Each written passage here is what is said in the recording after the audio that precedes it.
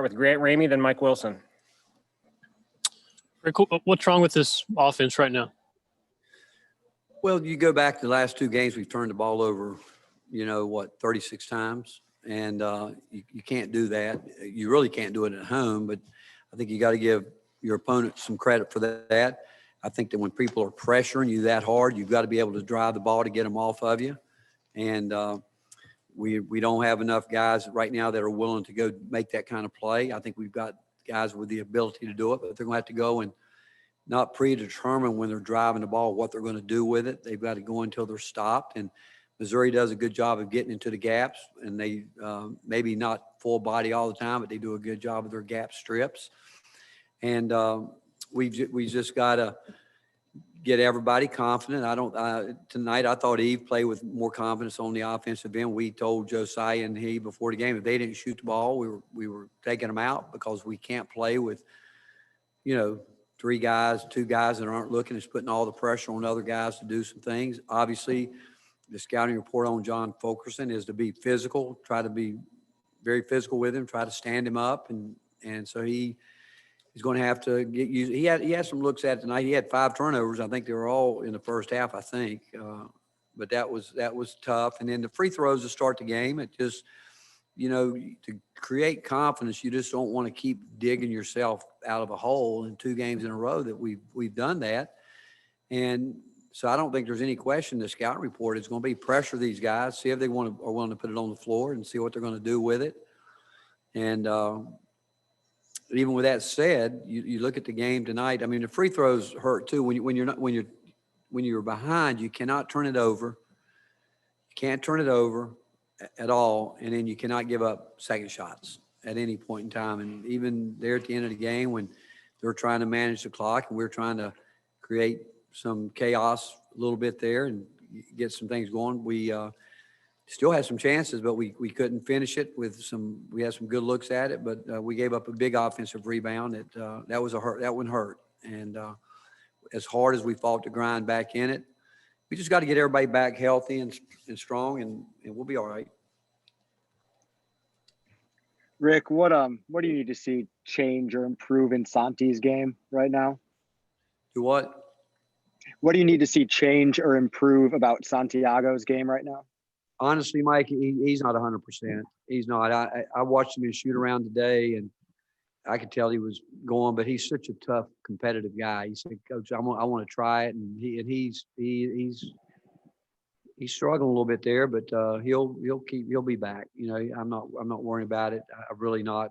I'm just impressed with the fact that, again, he said, "I want to play." He said, "I got to want to help my teammates," and he's not as quick as he normally is, but he'll be fine because he'll do all the things with our medical people here to get right. What's he dealing with, and how long has he been dealing with it? He got hurt, remember in the Florida game early, and it's a hip. He got hit in the hip area, and it's painful. Obviously, when he tries to slide, do this or do that. But like I said, he hadn't practiced. He has not practiced since the Florida game, and he came out today and was the first time he's been able to. He did go through our shoot around, so he understood what was going on. But it's hard not to practice, and he didn't. He's again. We all admire him for him just trying to play. Troy, then Nicholas Hill. Rick, is there a timeline for Jaden to get back, and how much has his absence played a part in these offensive struggles this week? Well, he helps you in games like this. There's no doubt about it. The timeline is on his timeline. He's the guy that's got to know when he's ready to go and when he feels like he can give everything he's got. And yeah, I mean, there's no doubt. I mean, where we felt we would get better would be with he and Keon and on the perimeter in games like this where they can do some of that. But Jaden's missed it, and Keon's still finding. I mean, both of them, they're still learning why they're on the job here. But with that said, again, it's on his timeline. Coach, how concerned are you right now with your defense, especially with Missouri's Xavier Pinson tonight scoring 27 points? You know what? I'm not as concerned with our defense as I am with our offense because those two are married together. If we run good offense, we'll be better on the defensive end. There's no doubt about it. We're putting all the pressure on our defense, and we did a nice job on Jeremiah Tillman tonight, but the fact is, Pinson controlled the game. I mean, he was terrific, and they played really well. I don't want to take anything because I think Conzo does a terrific job. We've had back-to-back games against two teams that we had beaten, I think, 4 times in a row, and this is one of the older teams in the league, and I think that they came out tonight like, hey, we're going to go at it, and I said it in the pregame with Bob Kessling. I said that Jeremiah Tillman had one of the great lines I've heard from an older guy that they had lost the game, and they asked him about, will you learn something? He said, we're too old. We don't need to lose a game to learn something. And I thought they played like a veteran team. I think they knew exactly what they wanted to do, and Conzo made really nice adjustments, and he saw what his team was doing well, and he kept feeding it. Rob Lewis and Wes Rucker.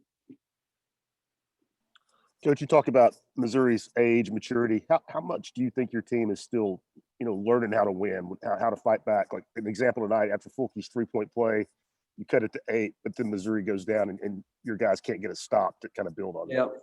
And I do think that we've been pretty good with it, Rob. Again, that was, I think, probably when I think we got him to shoot a tough shot, and I don't know if that was the exact sequence, but we gave up a rebound at a time, and then we ran a good out of bounds play and got Eve a wide open look, and then he missed it, but got it back out, and then BJ hit it, and actually executed a couple things in special situations that we haven't had to use up until this point.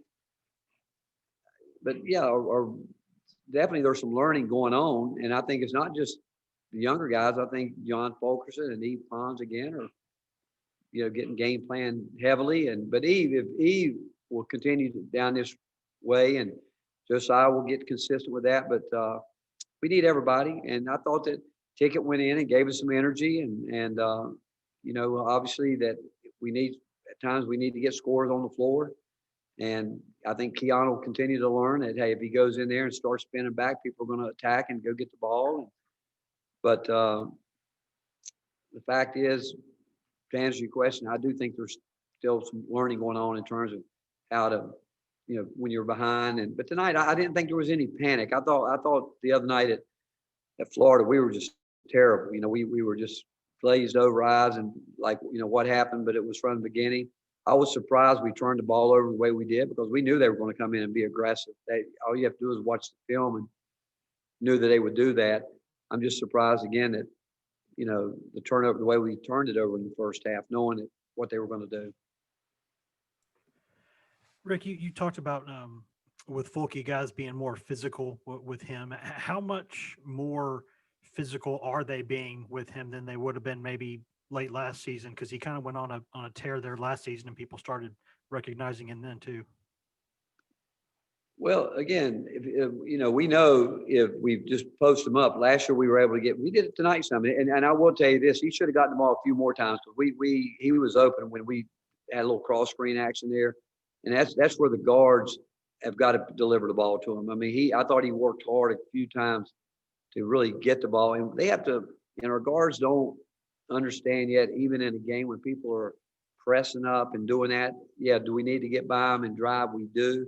But that doesn't mean that we can't throw the ball inside. We should really be able to do it more, because there's more space when people are playing 35 feet from the basket. But it's a matter of being poised with the ball. But with Fulke, we're trying to move him around as much as we can to get him in space and let him, because one, he's a good player. He knows how to pass ball. He knows how to play. He's missed a few shots a year ago. He was making all those little shots around the rim, and I have to believe that he'll get it back before we're done. And we need him to, obviously, but he's having to learn to make some adjustments himself. Gustavo and David Pascal. Coach, since you guys won in Missouri on the road, you guys are 3-3. How do you compare that team that won in December to the team that played tonight and lost to the same opponent? Well, we think about it. We came out exact opposite up there. I think we opened up the game with 7 straight field goals, and driving the ball. What we did up there, we didn't. We were down. Jaden was very effective in that game. Keon, if you go back, they both drove the ball well. got in there and made some plays. But tonight, as time goes on, again, people will adjust, and they will not just adjust with what you're doing. They'll adjust personnel. As time goes on, people see what guys do. Like you saw up until it'll change a little bit now that he banged some of those threes. I mean, they were just backing off him totally, just like, go ahead, shoot all you want. Keon, people back off, trying to take away his drive. So Santi, pressure, get him, try to keep him going to his right. Once he puts it on the floor, get into the gap, make it hard for him to pass out of it. Josiah, space him, and normally I would say that I go back again, the turnover. I am surprised by the turnover. That's all I can tell you. I'm shocked by it, to be honest with you. We normally handle the ball. The last 2 games we've been pathetic, taking care of the ball. And like I said, you turn the ball over 36 times in 2 games. It puts so much pressure on you. It is, and the way we do it, and we normally don't do that. We normally are very, very good. And I could sit down and break it down to maybe players' confidence right now. They're being a little bit hesitant. And if that's the case, we got to get out of that. Nothing does better than that than when you got to have everyone involved, that not just one guy doing it, but everybody's got to be synced in and lined up, and then everything will, flow better. Rick, I want to ask you about one of those turnovers. I guess it was about 9.5 minutes to go. You got onto Keon a little bit because he overthrew a pass in transition there. Were you upset with his pass or his decision to throw that ball? The decision. That's got to be 100% of the time. You can't. And again, they were back, and because it was up in the air as high as long as it was, by the time it gets there, it's like a bunch of bees getting on the honey. That's got to be a quick, earlier pass. He's done that twice now. He did it the last game when we were down. That would be like a quarterback that coaches talk about. They just feel like they can thread the needle, and they keep trying to at the wrong time. You got to have, again, it just wasn't a good decision. If it was a good decision, it would have been called. Now, the last game, that was Polky put his hand up for it and then turned his head and didn't look for it. But tonight, again, you just cannot turn the ball over when you're down. You can't. I like the fact he's looking, but that's got to be a 100% accurate play, or you can't do it. Finish up with Ben McKee, then Mike Wilson. Coach, how would you assess your defenses or your help defense tonight? Seemed like that led to some open shots for Missouri. Well, they drive the ball hard, and we want to get in. They shot the ball well. They really shot the ball well, and we let down a couple of times and gave a couple of their shooters. Pinson was terrific. He made some great rim shots. He made some great shots at the great layup. I love guys that are big time layup makers. I love them. I think that's an art. I think it's a talent. He got in there, and he's very slippery and quick, and but he got confident and felt like he could go wherever he wanted to go when he wanted to do it. And when you guys play in straight lines like that, it's really hard. It's really hard to help. Plus, they were kicking out and with confidence, shooting the ball, taking shots. And then they get you into rotation. Shot goes up. You're not quite in the same position you want to be to rebound the ball. But I'll go back. If we're better on offense and where we can keep more pressure on them on offense, it makes all that a little bit tougher. You give a team lead, and they sense that, hey, you're struggling on the other end, and don't think that you can score against them. It gives them so much more confidence on the offensive end because they feel, hey, we'll go down, we'll just get a stop, and we'll come back down and do it again. So the two have to be married. They have to be. And last 2 games, our offense has not been very good. Rick, just wanted to ask your early impressions of meeting Danny White. Did you have any knowledge of him before, or reach out to Nate Oates to kind of learn about him, and how was yesterday? Well, obviously, I know about the White family and the pedigree there from his dad, and obviously from coaching against Mike and knowing that most of the family's in athletics some way. The thing that I would say, I got a call in the morning, mid-morning, or a text from Chancellor Plowman, and said she'd like to talk to me real quick. And she called, and from the time I picked up the phone, her voice was so exciting. She just said, "I'm telling you, we got a great athletic director coming." I'm just in her voice. I mean, you could just hear that she actually said, I know we just hit a home run. And so that alone, I knew that her excitement and the fact that they went, I think, quicker than they thought. I don't think they thought it, but I think that obviously Danny did a great job with the Zoom interview. And when they met him, to put it quite simple, I think he blew them away. And from the time he got here, I don't think there's any question that he's got a lot of confidence. I think he's got, and he should have, because he's done some great things, great hires, and a lot of basketball coaches, guys that I know and that he's hired, and they've done great jobs. But he's done a great job at Central Florida. And when you look at it, his enthusiasm, he did meet with the head coaches, and the fact is, he has already reached out to student athletes. He wants their input. And I think it's always great. I think Chancellor Plowman did exactly the same thing. She came in here with her listening, wanting to get a lay of the land. And her thought was, hey, this is a great place and we're going to make it better. And there's no doubt in my mind, that's exactly the way I felt from him from the beginning, that he was asking questions. He asked the head coach when we were together, are there any questions? And I love what he said. He said, hey, there's a lot of great things that we've done that have gone on here.